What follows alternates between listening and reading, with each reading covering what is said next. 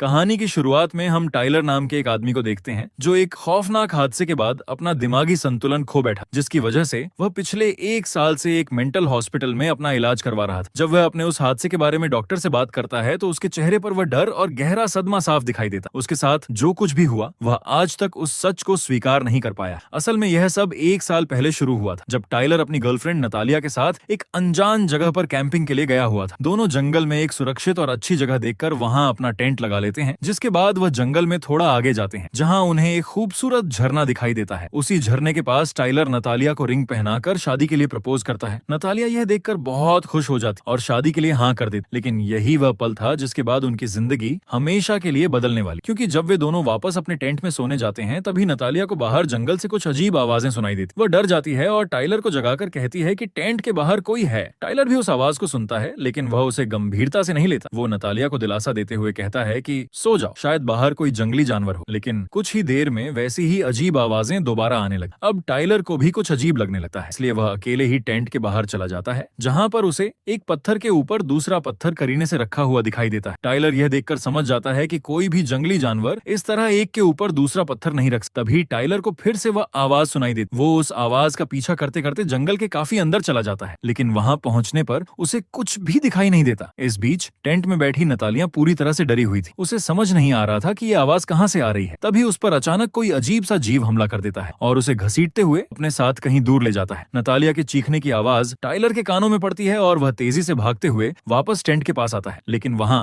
Natalia नहीं थी, बल्कि वहां उसे सिर्फ तहस नहस हो चुके टेंट का खतरनाक नजारा दिखाई देता। टाइलर को कुछ समझ नहीं आता कि ये किसने की। वह बस बदहवास होकर जंगल में भागते हुए नतालिया को ढूंढने लगता, लेकिन नतालिया का कहीं कोई सुराग नहीं मिलता। इसी गहरे सदमे की वजह से टाइलर अपना दिमागी संतुलन खो बैठा और उसे मेंटल हॉस्पिटल में भर्ती करवा दिया जाता। आज के दिन टाइलर को मेंटल हॉस्पिटल से डिस्चार्ज कर दिया जाता है, जिसके बाद वह वापस अपने घर आ जाता। घर पहुंचने पर उसकी माँ उसे वह सभी सबूत सौंपती है जो पुलिस को घटनास्थल से मिले थे। इन चीजों में नतालिया का भी बहुत सारा सामान था, जिसमें उसका कैमरा भी शामिल था। इस कैमरे में नतालिया ने अपनी और टाइलर की कई तस्वीरें खींची, लेकिन जब टाइलर उन तस्वीरों को देखना शुरू करता है तो उसके होश उड़ जाते, क्योंकि एक फोटो में उनके ठीक पीछे एक बहुत बड़ा और अजीब साया दिखाई दे रहा, जिसे देखते ही टाइलर समझ जाता है कि यही वह खौफनाक साया था जो उस रात नतालिया को उठाकर ले गया हो। अब ये सच जानने के बाद टाइलर दोबारा उस जंगल में वापस जाने की तैयारी शुरू कर देता। वह खुद को पूरी तरह इस मिशन में झोंक देता है और उस इलाके के बारे में सारी जानकारी जुटाता। फिर वह हथियारों से लैस होकर पूरी तैयारी के साथ वापस जंगल की ओर निकल पड़ता है। वह सावधानी और के इरादे के साथ जंगल में कदम रखता है, क्योंकि वह जानता था कि आगे खतरा बहुत बड़ा है। इसलिए वह जंगल के किनारे अपनी गाड़ी खड़ी करता है और अपनी बंदूक उठाकर उस जीव को ढूंढने के लिए जंगल के अंदर निकल पड़ता है। जब वह जंगल की गहराइयों में पहुंचता है तो उसे कीचड़ पर एक बहुत बड़े जीव के पैरों के निशान दिखाई देते। इसे देखकर टाइलर समझ जाता है कि यह उसी जीव के पैरों के निशान हैं जिसने नतालिया को गायब किया। अब यह समझकर कि वह उस जीव के इलाके में, वह पूरी तरह से चौकन्ना हो जाता है और अपने हथियार को हाथ में कसकर थाम धीरे धीरे आगे की ओर बढ़ने लगता। वह लगातार उस जीव को ढूंढता रहता है, क्योंकि उसके मन में कहीं ना कहीं एक उम्मीद कि शायद नतालिया अब भी जिंदा हो। लेकिन जंगल में काफी भटकने के बाद भी उसे उस जीव का कोई अता पता नहीं मिलता और ऊपर से उसका पीने का पानी भी खत्म हो जाता। तभी उसे पास ही एक नदी बहती हुई दिखाई देती। यह देखकर वह अपना कुछ सामान वहीं जमीन पर छोड़ देता है और पानी भरने के लिए नदी के किनारे जाता। वह अपनी बोतल में पानी भरता है, लेकिन जैसे ही वह वापस ऊपर आता है वह देखता है कि उसका सारा सामान गायब हो चुका है। टाइलर को कुछ समझ नहीं आता कि इतनी जल्दी उसका सामान किसने गायब कर दिया। उसे शक होने लगता है कि शायद उस जीव ने ही उसका बैग चुराया, इसलिए वह तुरंत सतर्क हो जाता है और अपने हाथ में बंदूक तानकर उस जीव को ढूंढने लगता। लेकिन काफी छानबीन के बाद भी उसे दूर दूर तक किसी भी तरह का कोई सुराग नहीं मिलता और आखिर में हार कर वह वापस अपनी गाड़ी में लौट आता है और पूरी रात खौफ के साए में अपनी गाड़ी के अंदर ही बिताता है। अगली सुबह जब उसकी आंख खुलती है तो चारों तरफ घनी फॉग छाई हुई। वह जैसे ही गाड़ी से बाहर देखने की कोशिश करता है तभी अचानक गाड़ी के सामने वाले शीशे पर कोई पेड़ का एक बड़ा तना दे मारता है। यह देखकर वह फौरन अपनी बंदूक निकालता है और खुद को बचाने के लिए सामने जो कुछ भी था उस पर अंधाधुंध गोलियां चला देता। टाइलर के इस जवाबी हमले की वजह से वह अजीब जीव शायद से डरकर वहां से भाग जाता। इसके बाद चारों तरफ एक भयानक सन्नाटा पसर जाता। टाइलर सहमा हुआ अगले हमले का इंतजार करने लगता है। तभी वहां एक शिकारी आता है जिसका नाम एली है। दरअसल वह गोलियों की आवाज सुनकर इस जगह पहुंचा। तभी एली कहता है कि यहाँ रहना अब ठीक नहीं है, तो तुम मेरे कैंप चलो, जो यहाँ से 2 किलोमीटर दूर है। टाइलर उसकी बात मान जाता है और उसके साथ कैंप की तरफ चल पड़ता है। कैंप पहुंचकर एली बताता है कि वह इसी जंगल का रहने वाला एक शिकारी है जिसे इस पूरे इलाके और उस रहस्यमयी जीव के बारे में अच्छी खासी जानकारी है, जिसकी तलाश में वह यहाँ भटक रहा है। मगर ये बात सुनते ही टाइलर के कान खड़े हो जाते और वो एली पर शक करने लगे, क्योंकि उसने तो एली को यहाँ आने की अपनी असली वजह बताई ही नहीं थी। तो फिर एली ने यह अंदाजा कैसे लगा? तब एली कहता है कि मैंने तुम्हें 1 साल पहले न्यूज में देखा, जब तुमने इंटरव्यू में कहा था कि कोई अजीब सा क्रिएचर जंगल में तुम्हारी गर्लफ्रेंड को उठाकर ले गया। जिसके बाद एली टाइलर को जंगल के और अंदर ले जाता और उसे वह जगह दिखाता है जहां वह बचपन में अपने पिता के साथ शिकार करने आता था। लेकिन कहानी में असली मोड़ तब आता है जब एली एक पुरानी बात का जिक्र करता है। वह बताता है कि बहुत समय पहले यहाँ एक आदिवासी कबीला रहता था, जिन्होंने जंगल के एक बड़े हिस्से को प्रतिबंधित इलाका घोषित कर दिया था और वहां ना जाने की चेतावनी दी, क्योंकि जंगल के इस हिस्से में कुछ ऐसी चीजें रहती हैं जो इंसानों की दोस्त नहीं है। एली थोड़ा हिचकिचाता है, लेकिन वह अपना शख्स जाहिर करते हुए कहता है कि यहाँ जो जीव रहता है वो कोई और नहीं बल्कि पौराणिक बिगफुट है। मगर टाइलर को ऐसी किसी कहानी पर आसानी से यकीन नहीं होता। तब एली उससे सवाल करता है कि अगर ऐसा नहीं है तो तुम्हारी मंगेतर को कौन उठाकर ले गया, और आज सुबह तुम्हारी गाड़ी पर किसने हमला किया था? टाइलर कुछ पल के लिए एली की तरफ देखता है और दृढ़ता से कहता है कि वह जो कोई भी हो, मैं इस जंगल से तब तक वापस नहीं जाऊंगा जब तक मुझे यह पता नहीं चल जाता कि मेरी मंगेतर के साथ आखिर हुआ क्या था। इसके बाद वे दोनों जंगल के और ज्यादा गहरे हिस्से में जाने का फैसला करते हैं, क्योंकि वे उस अनजान खतरे का सच जानना चाहते थे कि वह जीव सच में कोई बिगफुट या इंसानों का कोई छलावा। अब वे आगे बढ़ रहे होते हैं कि तभी टाइलर को कुछ दिखाई देता है और वह उस तरफ दौड़ पड़ता है, लेकिन अचानक उसका पैर फिसलता है और वह खून और इंसानी हड्डियों से भरे एक गहरे गड्ढे में गिर जाता है। एली उसे बाहर निकालने में मदद करता है, लेकिन तभी अचानक एक अदृश्य ताकत उन पर हमला कर देती। वो जीव उन पर एक बहुत बड़ा पत्थर फेंकता है जो सीधा एली के पैर पर जाकर लगता है, जिससे उसका पैर बुरी तरह जख्मी हो जाता। तब टाइलर समझ चुका था कि वह उस जीव का अकेले सामना नहीं कर सकता, इसलिए वह बिना वक्त गंवाए एली को सहारा देकर वहां से ले जाता। अब भागते भागते दोनों घने पेड़ों के बीच पहुंच जाते। वहां पहुंचकर वह एली की मरहम पट्टी करने की कोशिश करता है, लेकिन तभी उसे याद आता है कि वहां से भागते हुए वह अपनी दवाइयों वाला बैग वहीं पीछे भूल आया था। अब वह गहरी दुविधा में था कि उसे वहां वापस जाना चाहिए या नहीं, लेकिन एली को दर्द में तड़पता देख टाइलर वापस उसी जगह जाने का फैसला करता है जहां उसका बैग छूट गया। टाइलर अकेले ही जंगल की गहराइयों में वापस जाता। वह बहुत सावधानी से आगे बढ़ता है और जब वह वापस उसी हड्डियों वाले गड्ढे के पास पहुंचता है तो उसे अपना बैग मिल जाता, लेकिन तभी उसकी नजर पास ही पड़ी नतालिया की अंगूठी पर पड़ती। अंगूठी को देखते ही टाइलर अंदर से पूरी तरह टूट जाता और उसकी आंखों से आंसू बहने लगे। तब उसे यकीन हो गया था कि उसकी मंगेतर अब इस दुनिया में नहीं रही, लेकिन उसके पास वहां रुककर शोक मनाने का बिल्कुल वक्त नहीं था, क्योंकि तभी उसे आसपास उस जीव की अजीब और भयानक आवाजें सुनाई देने लगी। इसीलिए टाइलर तुरंत अपना बैग उठाता है और तेजी से भागते हुए वापस एली की तरफ निकल पड़ता है। वहां पहुंचकर टाइलर देखता है कि एली होश में तो है, लेकिन दर्द से तड़प। यह देखकर टाइलर तुरंत बैग से सामान निकालता है और उसे प्राथमिक उपचार देना शुरू करता, जिसके बाद वह लकड़ियों की मदद से एली के टूटे पैर के लिए एक काम चलाऊ पट्टी बांध। इसके बाद टाइलर एली से कहता है कि यहाँ रुकना खतरे से खाली नहीं है, इसलिए उन दोनों को यहाँ से तुरंत निकलना हो। एली भी उसकी इस बात से पूरी सहमति जताता है और दोनों मिलकर जंगल से सुरक्षित बाहर निकलने का रास्ता खोजने लगते हैं, क्योंकि वे अच्छी तरह जानते थे कि एक ही जगह टिके रहने का मतलब है उस खूंखार जीव को खुद न्योता। इसलिए वे बेहद सावधानी से आगे बढ़ते और एक ऐसा रास्ता चुनते हैं जहां से जाने पर उस जीव का ध्यान उनकी तरफ बिल्कुल ना जाए। चलते चलते वे एक ऐसी जगह पहुंचते हैं जहां वे खुद को कुछ देर के लिए सुरक्षित महसूस करते हैं। थके हारे और हांफते हुए वे दोनों वहीं रुककर राहत की सांस लेते हैं, लेकिन उन्हें अच्छी तरह पता था खतरा अभी टला नहीं। अपनी सुरक्षा के लिए वे वहां आग जलाते हैं और जंगल के उस खूंखार जीव से बचकर सही सलामत बाहर निकलने का अगला प्लान बनाने लगते हैं। लेकिन तभी उन्हें पास ही एक पेड़ के पीछे उस जीव की भयानक परछाई दिखाई देती। ये देखकर वे दोनों तुरंत सतर्क हो जाते, लेकिन अजीब बात यह थी कि वह जीव उन पर हमला करने के बजाय बस दूर से ही उन्हें घूर रहा। तभी टाइलर को समझ आ जाता है कि शायद उस जीव को आग से नफरत है और वह उससे डर रहा। इसलिए अपनी जान बचाने के लिए वे पूरी रात उस आग को जलाए रखते हैं और सुबह होने तक बिना हिले डुले वहीं डटे रहे। फिर सुबह होते ही टाइलर एली के लिए पानी लेने नदी की तरफ जाता। वापस आकर वह एली की पट्टियां बदलता है और नदी में मछली पकड़ने की कोशिश भी करता है, लेकिन उसे कामयाबी नहीं मिलती। अब कड़ाके की ठंड और भूख उनकी मुश्किलों को और बढ़ा देती, इसीलिए वे दोनों जंगल के एक दूसरे हिस्से की तरफ बढ़ जाते। फिर रात होने पर टाइलर दोबारा आग जलाता। तब एली उससे कहता है कि यहाँ से बाहर निकलने का सिर्फ एक ही रास्ता, और वह रास्ता सीधा उसी तरफ जाता है जहाँ से वे आए थे, यानी उस खूंखार जीव के इलाके से होकर। तब दोनों समझ चुके थे कि यह रास्ता दोनों में से कोई एक ही पार कर सकता है, क्योंकि एली बैसाखी के सहारे था और जरूरत पड़ने पर तेज भाग नहीं सकता था। इसलिए एली साफ शब्दों में टाइलर से कहता है कि उसे एली को यहीं छोड़कर अकेले आगे बढ़ जाना चाहिए, क्योंकि टाइलर के बचने का यही इकलौता रास्ता। लेकिन टाइलर साफ मना कर देता है और कहता है कि वह उसे इस हाल में छोड़कर कभी नहीं जाएगा। वो एली को भरोसा दिलाता है कि वह कोई ना कोई तरीका निकालकर उसे भी अपने साथ सुरक्षित बाहर ले जाए, लेकिन एली बिल्कुल नहीं चाहता था कि उसकी वजह से टाइलर अपनी जान जोखिम में डाले। इसलिए वह टाइलर को कुछ देर सोने के लिए कहता है और खुद पहरेदारी करने लगता है। फिर जैसे ही टाइलर गहरी नींद में सो जाता है, एली चुपचाप उठता है और असहनीय दर्द के बावजूद टाइलर से दूर घने अंधेरे में में निकल जाता। अगली सुबह जब टाइलर की आंख खुलती है तो वह देखता है कि एली वहां नहीं है। वह घबराकर तुरंत उसे ढूंढने के लिए जंगल की तरफ भागता है, क्योंकि उसे अच्छी तरह समझ आ जाता है कि एली उसे सुरक्षित बचाने के खुद अकेला ही उस खूंखार जीव से लड़ने निकल गया। यही सोचकर टाइलर परेशान होकर जंगल में यहाँ वहाँ उसे ढूंढने लगता है। वो लगातार एली को आवाजें देता। तभी अचानक उसे जमीन पर पैरों और बैसाखी के ताजा निशान मिलते। कुछ ही दूर आगे बढ़ने पर वह निशान एक बर्फीले इलाके की तरफ जाते हैं जहाँ चारों तरफ खून बिखरा था। वहाँ टाइलर को एली का टूटा हुआ चश्मा और उसकी राइफल जमीन पर पड़ी। तभी टाइलर को पास किसी के चीखने की आवाज सुनाई दी। वह एली की आवाज समझकर बदहवास होकर उस तरफ दौड़ता है, जिसकी वजह से उसका पैर फिसलता है और वह एक गहरे ढलान से नीचे गिर जाता। जब वह अपना सिर उठाता है तो सामने का नजारा देखकर उसका खून जम जाता है, क्योंकि एक भयानक जीव एली की लाश को बेरहमी से नोच कर खा रहा। ये रोंगटे खड़े कर देने वाला मंजर देखकर टाइलर के होश उड़ जाते हैं और डर के मारे उसे गलती से आवाज हो जाती। जंगल के उस सन्नाटे में हुई इस खड़खड़ाहट को सुनते ही उस आदमखोर जीव का ध्यान तुरंत टाइलर पर चला जाता। अब मौत को अपने बिल्कुल सामने देख टाइलर डर के मारे तुरंत खड़ा होता है और वहां से अपनी जान बचाकर भागने लगता है। लेकिन उस मॉन्स्टर से दूरी बनाना नामुमकिन था, क्योंकि वह जीव बेहद फुर्तीला था और पलक झपकते ही टाइलर को पकड़ लेता है। वह टाइलर को हवा में उछालकर दूर फेंक देता है, जिससे टाइलर की बंदूक हाथ से छूट जाती। फिर वह जीव एक भयानक दहाड़ मारता है और टाइलर पर हमला करके उसे एक पेड़ से दे मारता। इसके बाद वह टाइलर को पैर से पकड़कर एक कठपुतली की तरह हवा में उठा लेता। लेकिन तभी टाइलर हिम्मत जुटाकर अपनी जेब से चाकू निकालता है और जीव के पैर पर गहरा वार कर देता है। दर्द के कारण जीव तुरंत टाइलर को छोड़ देता है, जिससे टाइलर को अपनी बंदूक उठाने और गोली चलाने का मौका मिल जाता है। गोली लगते ही वह जीव जंगल की तरफ भाग जाता है, जिससे टाइलर को वहां से भागने का मौका मिल जाता। वहां से कुछ दूर निकलकर वह खुद को थोड़ा संभालता है। उस जीव से बचने के लिए वह एक बड़ी आग जलाता है और दर्द से कराते हुए अपने जख्मी हाथ को खुद ही सुई धागे से सिलता। इसके बाद वह अपनी मंगेतर की अंगूठी को एक धागे में पिरोकर अपने गले में पहन लेता। तब टाइलर मन ही मन ठान लेता है कि वह उस जीव से आखिरी सांस तक लड़ेगा और अपनी मंगेतर की मौत का बदला ले। वह अपनी सुरक्षा के लिए एक नुकीला भाला तैयार करता है और अपनी बंदूक को पूरी तरह लोड कर लेता है। फिर वह अपना सामान समेटकर उस जीव का खात्मा करने के लिए वहां से निकल पड़ता है। अगली सुबह टाइलर उस जगह पहुंच जाता है जहां उसकी कार, लेकिन वह अपनी कार के पास रुकने के बजाय सीधा एली के पुराने कैंप की तरफ निकल जाता। वो कैंप में जाकर कुछ जरूरी चीजें और एक कुल्हाड़ी ढूंढ, क्योंकि उसके दिमाग में उस जीव को खत्म करने का एक का प्लान जिसने उसकी जिंदगी की हर खुशी छीन ली। अब देखते ही देखते दोबारा रात हो जाती। टाइलर कार की हेडलाइट्स और कैंप से मिले रिफ्लेक्टर्स को इस तरह सेट करता है कि पूरा इलाका रोशनी से जगमगा उठता है। इसके बाद वह कार पर और आसपास पेट्रोल छिड़क देता है। फिर वो एक लकड़ी के टुकड़े की मदद से कार के हॉर्न को दबाकर लॉक कर देता है, ताकि उस तेज आवाज सुनकर वो जीव यहाँ खींचा चला है। अब कुछ देर इंतजार करने के बाद वह जीव वहां आ पहुंचता है, जिसे देखते ही वह अपने बनाए भाले से उस पर वार करता है, लेकिन जीव उसे उठाकर दूर फेंक। टाइलर फुर्ती से उठता है और कार के अंदर घुस जाता। गुस्से से पागल वो जीव कार को इतनी जोर से हिलाता है कि कार पलट जाती। इसके बाद वह खिड़की से टाइलर को बाहर खींचने की कोशिश करता, लेकिन नाकाम रहने पर वह कार को और ज्यादा पलट देता है और टाइलर का पैर पकड़कर उसे बाहर खींच लेता है। वह टाइलर का गला दबोच लेता है, जहां पहली बार उस जीव का खौफनाक चेहरा साफ दिखाई देता। लेकिन वो जीव टाइलर को तुरंत मारने के बजाय छोड़ देता है, मानो वो उससे आमने सामने की बराबरी की लड़ाई लड़ना चाहता हो। लेकिन उस जीव की यही भूल उसके लिए भारी साबित होती है, क्योंकि टाइलर बिना एक पल गवाए अपनी बंदूक उठाता है और उस पर सटीक गोली चला देता। गोली सीधे निशाने पर लगती है और वह खूंखार जीव दर्द से करहाते हुए घुटनों के बल बैठ जाता है। इसके बाद टाइलर पास रखे गैस के एक छोटे कैन पर गोली दागता है और अपने भाले की नोक पर जलती हुई फ्लेयर को उस हिस्से पर फेंक देता है जहां उसने पेट्रोल छिड़का था। ऐसा करते ही वहां एक बहुत बड़ा और जोरदार धमाका होता है और देखते ही देखते वो जीव आग की भयंकर लपटों में गिर जाता है। दर्द और जलन से बुरी तरह चीखता चिल्लाता हुआ वो जीव वापस जंगल की गहराइयों की तरफ भाग जाता है। इस तरह टाइलर का बदला पूरा होता है और वह बिना एक पल गवाए तुरंत उस जगह को छोड़कर सुरक्षित बाहर निकलने के लिए आगे बढ़ जाता। अगली सुबह एक आदमी पास की ही एक सड़क से कार चलाकर जा रहा हो, तभी उसे आगे जंगल से टाइलर बाहर आता हुआ दिखाई देता है। उसे देखकर वो आदमी तुरंत अपनी कार से बाहर निकलता है और मदद के लिए उसकी तरफ दौड़ता है। फिर कुछ समय बाद टाइलर अस्पताल के एक स्ट्रेचर पर लेटा दिखाई देता। उसे दवाइयां दे दी गई हैं और उसके जख्मों का इलाज हो चुका है। तभी एक नर्स वहां आती है और टाइलर से कहती है कि वह एक बेहद दर्दनाक और डरावने हादसे से गुजरा है, जिसकी वजह से वह कुछ समय के लिए बेहोश। फिर वह टाइलर से पूछती है कि क्या